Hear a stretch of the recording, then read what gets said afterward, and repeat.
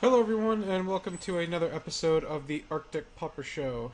I am your host, Arctic Ghost, and this week I am bringing you Mono Black Control with the recent talk about the Rakdos control or the Black Red control deck that Steve Jeltz made, and with a lot of people playing it, and with all the aggro decks being in Pauper now, I think it's time to relook at Mono Black Control, especially because, well, I redid the list a tiny bit, and also because it has a new toy in Thorn of the Black Rose. I was able to pick these up, thankfully.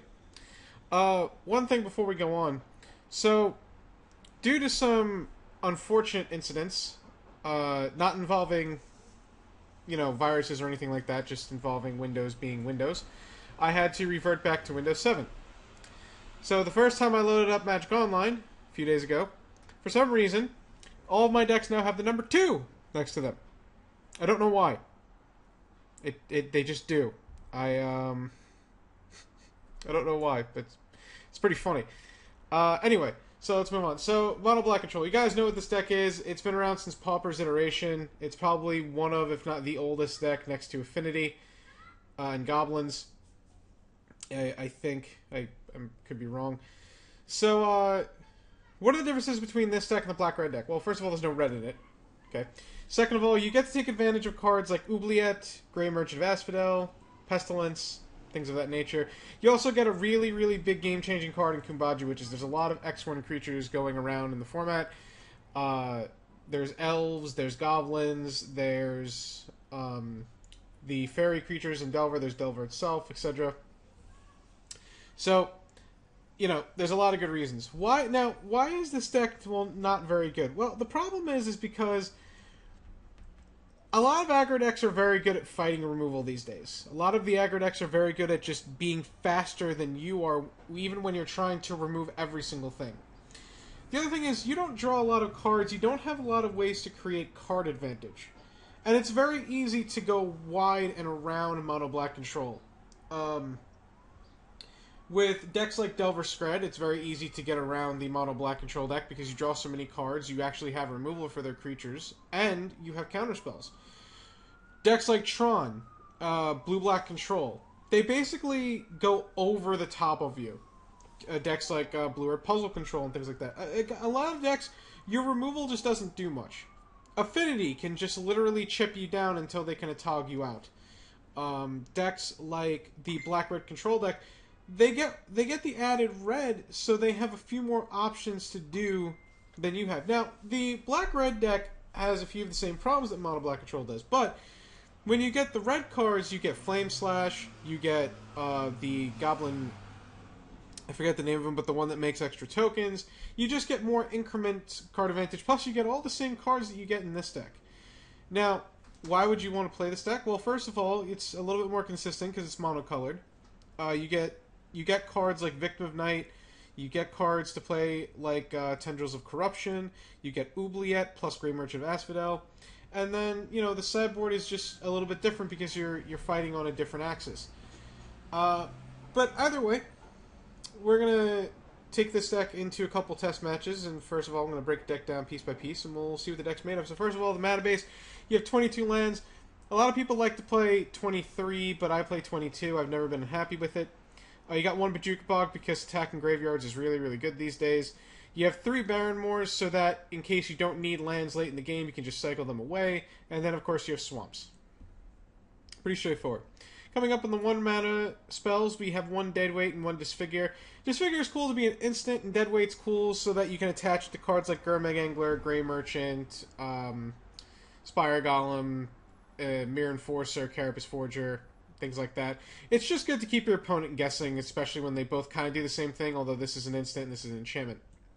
Then you have a couple of Unearths. Unearths is really, really good. Unfortunately, you can't bring back Thorn of the Black Rose because it's 4 mana, but you do get to bring back Phyrexian Ranger and Chittering Rats on top of Kumbaj Witches. So that's really good. And you can cycle it if you really need to. Coming up on the 2-drop slot, you got 3 Chainer's Edicts. Edict effects are, well, they're not that good these days, in my opinion. Even in this deck. Against the decks where they would shine, decks like Blitz, is it Blitz? It's not even that good there because they just sideboard for it.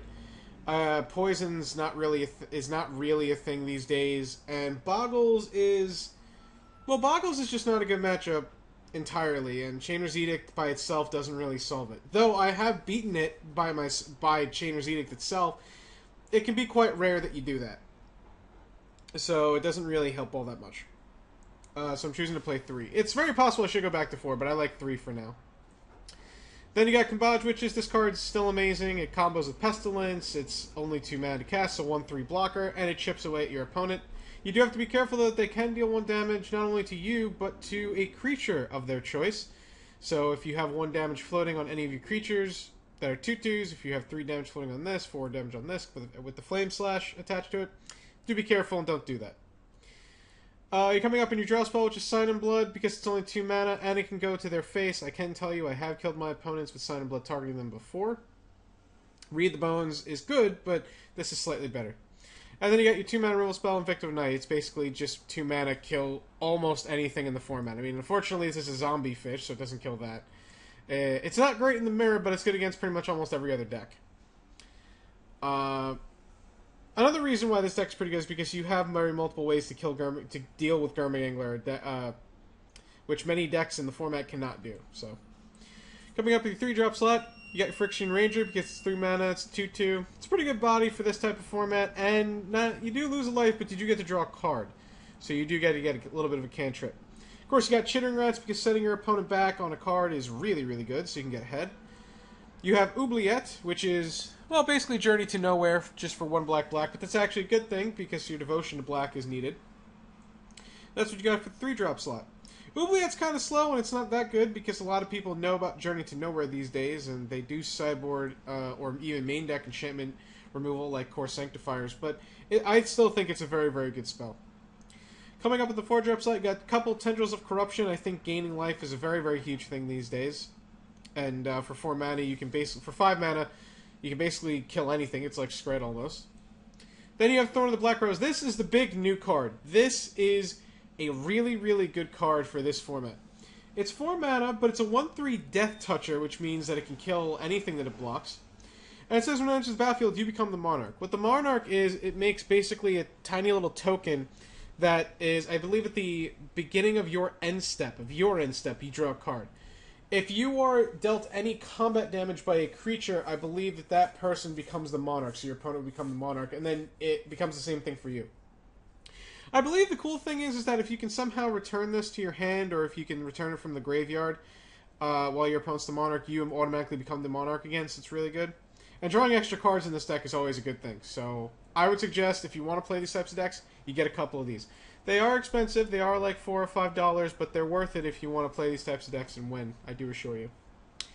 Then, of course, you got one of Pestilence. I played Cryptorats for a long time, but I think in this deck you want Pestilence because you have so many big bodies. You have a 2/4, a 5/5, 1/3, 1/3. Being able to do 2 damage a turn is really, really good in this deck. So keep that in mind. It's also a good devotion to black. Then, of course, you have Green Merchant of Asphodel. This was the card that put Mono Black over the top when it came out. Why this was a common, I don't know, but I don't care. I don't care. This card's insane. Always play 4 of them. It's really good. It's basically saying, I don't have to attack to win. I can just play an Oubliette. I can have out a Chittering Rats or a Combage Witches, and I can play 2 of these and win the game. That's what it's saying. And then you have Garmangler. You all know what this card is. If you're able to play it, you play it, because it's pretty much almost unkillable in this format. So keep that in mind. I mean, Doomblade doesn't kill it. Most damage-based removal, they need 2 removal spells to do. It's bigger than anything. It's literally the biggest creature in the format, besides like Ulamog's Crusher and Fangren Marauder, and all those things.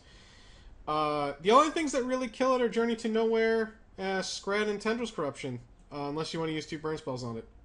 So that's the main deck. It's pretty much stock. You look at the sideboard. You got 1 Disfigure in case you need another 1 mana removal spell. This is the reason why it's a Disfigure instead of a Deadweight is because it's really mostly used for things like fairies or elves, so that you can interrupt their mana making, or even Stompy, so that when they're trying to use pump spells in their turn, you can try to get them. You have 3 Duress because it's Duress. You have 1 Font of Return and 1 Grim Harvest. The reason I like both these cards is because your opponent has to guess which one to play around. So I like Grim Harvest because it's an instant speed, and then Font of Return, you can just play it late in the game and you have like 8 mana, or like 7 mana, play it, return 3 target creatures in the same turn, then just refill the board the next turn. Whether or not I should have 2 of these or 2 of these, I'm not sure, but I like 1 and 1 for now. 2 Nausea, just in case you face off against token strategies, elves, fairies, goblins, anything of that sort. 1 more Oubliette in case you need another strict removal spell. Another Tendrils of Corruption in case you need another strict removal spell and you need to gain life. It's pretty good against Burn too, because against Burn what you can do is you can play out your Kabaj Witches and then Tendrils of Corruption them. I'll tell you right now that Burn is a horrible matchup because, as you see, you don't have a lot of ways to gain life. You don't have a lot of ways to stop them from what they're doing, but Tendrils does help. You have 1 Avantcard's Justice, although you don't have Pristine Talisman to keep gaining life. You do have Grey Merchant of Asphodel to gain a lot of life, so this kind of combos, and it's basically 4 mana to kill almost everything, so I figured I'd try it out. You have 2 Oathkeeping Shinobi. I have not been a big fan of this card lately, but I think it's better than Wrenchmine because artifacts are so prevalent in the format these days. And also, Keeping Shinobi combos with Friction Rager, Chittering Rats, Grey Merchant of Asphodel, and Thorn of the Black Rose, like I said, if you lose being the Monarch. And then 2 Relic Brigantis to round it off. I'm playing this instead of Nihil Spellbomb so that I can chip away at my opponent's graveyard over time as well if I get it out early enough. The thing about Nihil Spellbomb is, yes, it's probably better, but I've been having more success with Relic or Brigantis being able to chip away at a graveyard as well. The other thing is that while it's in play, your opponent has to play around it.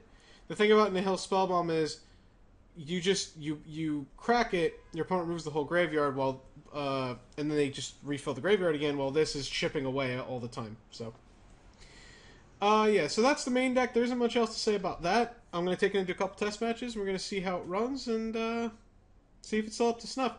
I can tell you off camera, I have not been playing this deck too much, but it's been okay. It hasn't been great. It's still kind of in the same struggles that it has been, but for those of you who haven't seen it, you're going to see it in a couple test matches. So stay tuned, and thanks for watching.